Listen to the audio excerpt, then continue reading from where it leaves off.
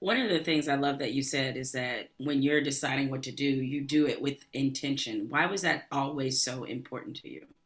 Yeah, it's important for me to be a part of intentional and purposeful projects because I think as artists and especially as storytellers, we have the opportunity to say something and not say something in a preachy way or trying to drive a message, but there's a lot going on in the world, and we can address the things going on in the world in the things that we are a part of or the things that we create. So that's my approach to what I choose to be a part of as an actress and as a new producer, just to try to be of service in my work and represent the world in a real way, in a real light. I think Hollywood is trying to do its best or making baby steps to be more inclusive and have a lot of diversity, but I think if you are being inclusive in a way just for face value, it does the situation or the character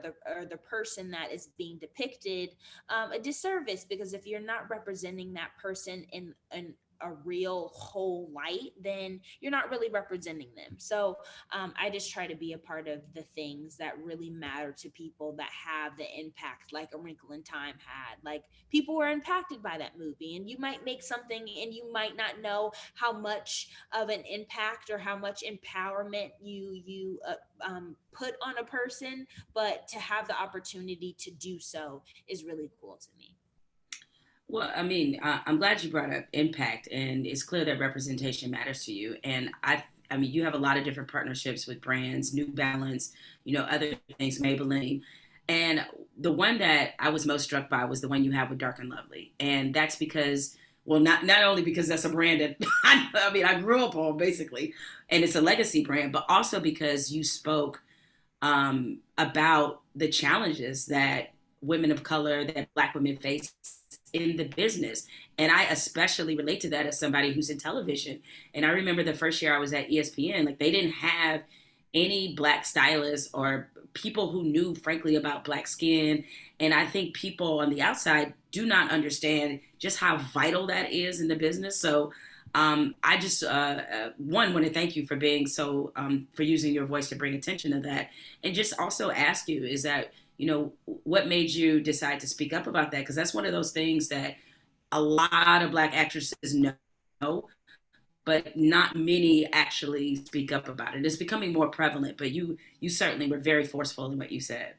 Yeah, I think it's important. And I think I got to a point where I was just tired of going to set, having to bring my own products and having my mom do my hair in the trailer. Like, my mom is here to make sure that I'm safe and that I'm covered and to sign all the contracts and just be there as my mom. She's not there to be my hairstylist, even though she wants me to feel comfortable on camera, so she'll do it, and I'm her daughter. But I think the hair disparity in our industry is something that needs to be fixed, and needs to be fixed fast, because it feels, I think I said this, but in a different interview, it feels dehumanizing to sit in a chair and have someone try to do your hair, and you're told that they know how to take care of Black hair care, and then you sit in the chair and then they simply don't.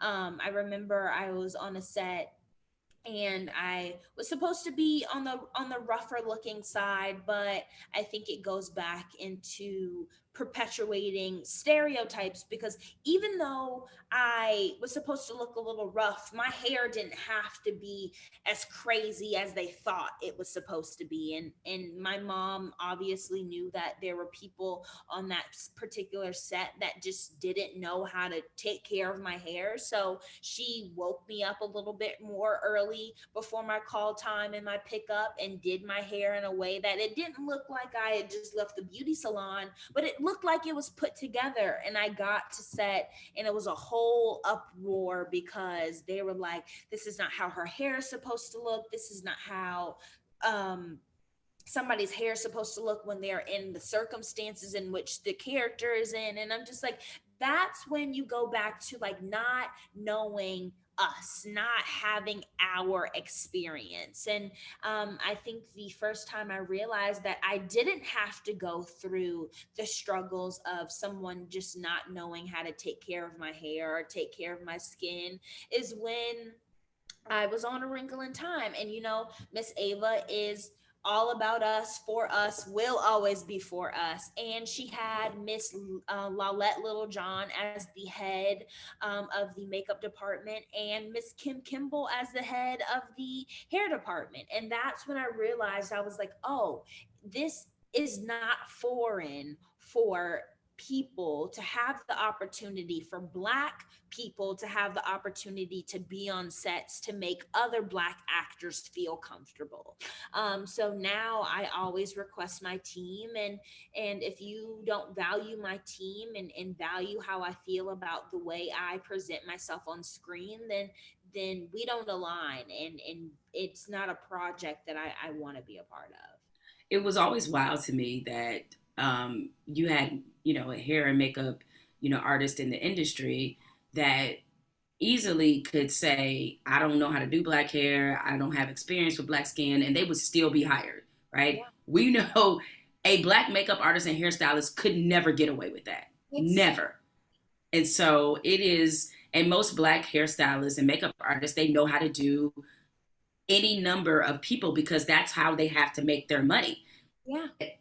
The same is not equitable when it comes to white hairstylists and makeup artists. So it just blew my mind that there was actually some resistance to this in the industry. So it's really helpful that you spoke up about it. You mentioned your mom, and reading the story about how you guys moved to LA, after you expressed your dreams of wanting to be an actress, a lot of moms would not do that because, kids, their dreams come and go. Like you said it, I think at 3 years old that you wanted to be an actor.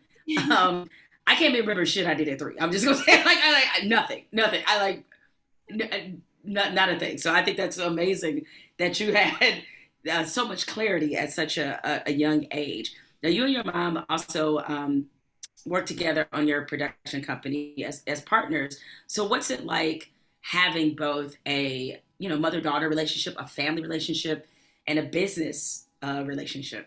Yeah, I mean, it's really cool to have my mom as my business partner. I think in most scenarios, we are aligned and we think alike, especially in the business aspect of things. But we are also there to help each other grow and learn and have conversations. If we don't agree on something, we talk it out and we try to figure it out, and we try to come to an understanding of each other, rather than, I think, so many times you see when families work together, or when people with close relationships work together, it fails epically, because you have that personal relationship, and then that personal relationship goes into the business, and you have these just fierce feelings about these people and what something should be, or how somebody should be treated. But she still acts as my mom in the business side of things. Like, that's still mom. She is always saying,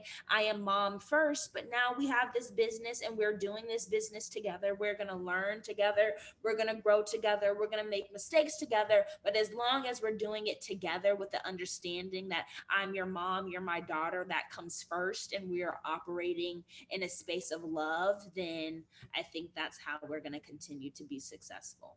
Did you all have to set any particular boundaries so that those lines are maybe, or I guess certain lines aren't crossed or things aren't blurred? No, I mean, that's my mama's my mama. She knows me. I know her. She's been here since day one. I mean, I think it's been a little bit of a transition with me moving out of the house and now being on campus. But I literally spent almost every day with her up until the end of 2021. So I don't think there was any boundaries that needed to be created, because we know each other. We love each other, and we know if there's something wrong, if there's a problem, which there rarely is, we're going to talk it out and we're going to figure it out. So how did your mom handle it when you moved out? It's so funny. It is so funny, because she was like, girl, I'm not worried about you. I am going to be fine. I am going to. Oh, she tried to play it all cool. I'm gonna be living my best life and I'm gonna be out with the homegirls. I'm gonna be on a yacht somewhere. So I was like, okay, okay. So I would just like the first the like probably a month up until moving in, I would just test the waters like, girl, you're gonna miss me. You're like, oh, you're gonna miss me. And she's like, girl, no, I'm not. And then I started to feel it. I was an emotional wreck. You? I was an emotional wreck leaving. I remember the night packing, and I was texting with Nani, aka Natalia Bryant, who is my roommate, and I was like, I don't know if I could do this. Like, I'm freaking out. Like, this is bad. I was in my room packing my clothes, just sobbing. And she was on the couch watching TV, and she was like, "Storm, girl, you'll be fine." So she helped me with all my stuff, and then I moved in and got everything situated. It took everything. It took a lot of time to get all my stuff moved in and organized correctly. And then she was like, "Okay, let's go get some Roscoe's before I go home, and you go back to campus." And I was like, "Okay." And we go into Roscoe's. We get a to go order, and she is on her phone. We're just sitting in the car, and then she just starts crying. She just starts boo hooing. And I was like, I felt bad, but I also was like, there it is. I knew it Right. Well, party felt good. Like she is gonna miss me. exactly. But we've created a good balance. I mean, I think we talk all the time because there's always business going on. And I mean, I sometimes visit on the weekends. Sometimes she'll come and we'll meet for lunch in the middle of the week. We'll FaceTime. So we are only, I think, 30, 45 minutes away from each other. So it's not like I'm across the state where I think she would miss me more or I would miss her more. But she did definitely feel it that day I moved out. She felt it for sure.